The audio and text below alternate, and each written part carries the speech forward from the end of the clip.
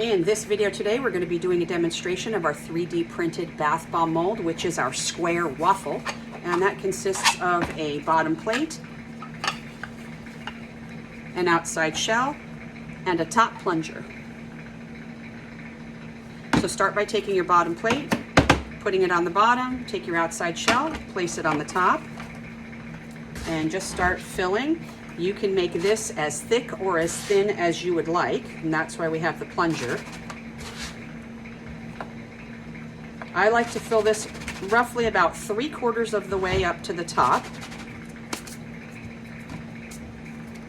Take your top plunger, turn it over, stick it on the top, and we're going to give some presses.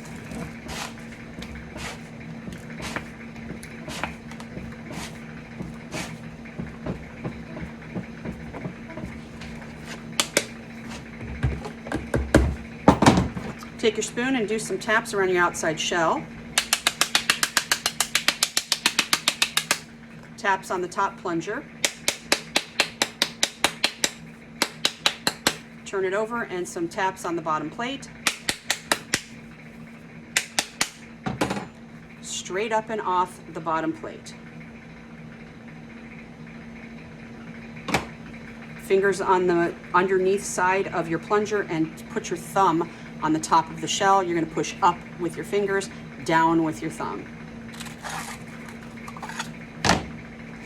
Put your cardboard on the top, turn it over, straight up and off with your plunger. And there's a beautiful waffle bath bomb mold.